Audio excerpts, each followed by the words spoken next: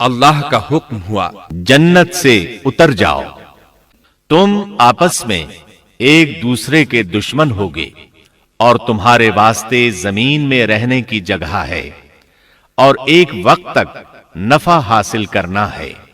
تم وہیں زندگی بسر کرو گے اور وہیں مرو گے اور وہیں سے دوبارہ نکالے جاؤ گے۔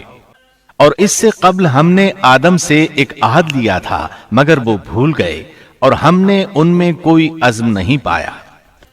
اور جب ہم نے فرشتوں سے کہا آدم کو سجدہ کرو تو ابلیس کے سوا سب نے سجدہ کیا، اس نے صاف انکار کر دیا۔ تو ہم نے کہا اے آدم، یہ تیرا اور تیری بیوی کا دشمن ہے، خیال رکھنا ایسا نہ ہو وہ تم دونوں کو جنت سے نکلوا دے اور تو مصیبت میں پڑ جائے۔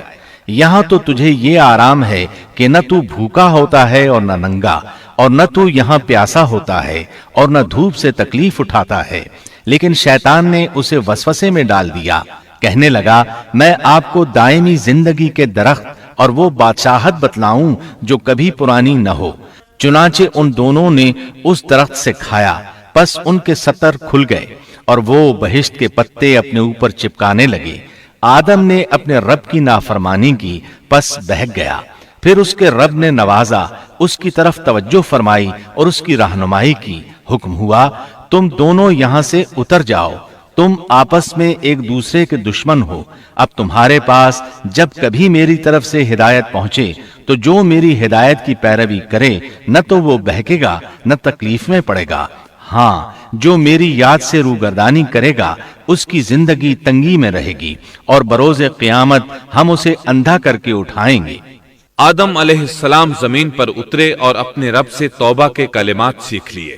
وہ کلمات یہ ہیں: ربنا ظلمنا انفسنا وان لم تغفر لنا وترحمنا لنكونن من الخاسرین۔ اے ہمارے رب، ہم نے اپنا نقصان کیا اور اگر تو نے ہم پر مغفرت و رحمت نہ فرمائی تو ہم خسارہ اٹھانے والوں میں سے ہو جائیں گے۔ آدم علیہ السلام زمین پر اترے اور ان کے ساتھ حوا علیہ السلام بھی اتری اور ان کے ساتھ ہی ابلیس کو بھی اتارا گیا۔ یہ کس جگہ پر اترے اس بارے میں اختلاف پایا جاتا ہے، لیکن ابن عباس رضی اللہ عنہ کی بات راجح محسوس ہوتی ہے کہ آدم علیہ السلام کو ہند میں اور حوا علیہ السلام کو جدے میں اتارا گیا۔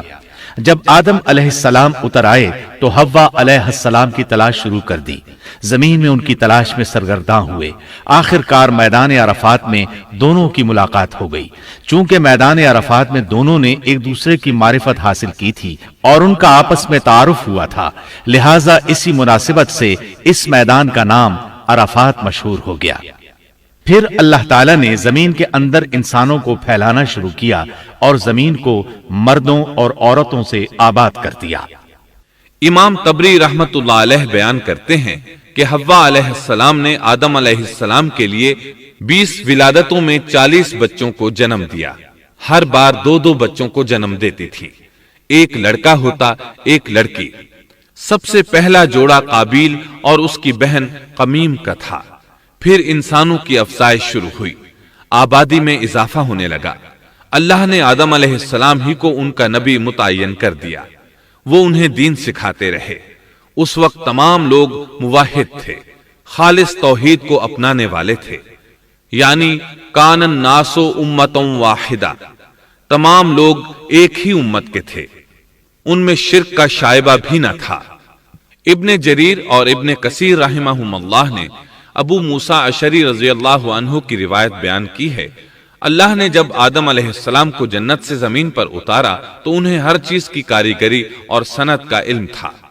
جب وہ اترے تو عالم بھی تھے، لباس میں ملبوس بھی تھے، کام کاج کے تمام طریقوں سے باخبر بھی تھے، لوہے، آگ، لکڑی اور کپڑے کے استعمال سے بھی بخوبی واقف تھے۔ ہمارے برعکس وہ ان کاموں کو اپنی ابتدا ہی سے جان چکے تھے، کیونکہ ہم سب لوگوں کا حال یہ ہے کہ جب تک سکھایا نہ جائے ہمیں کچھ نہیں آتا۔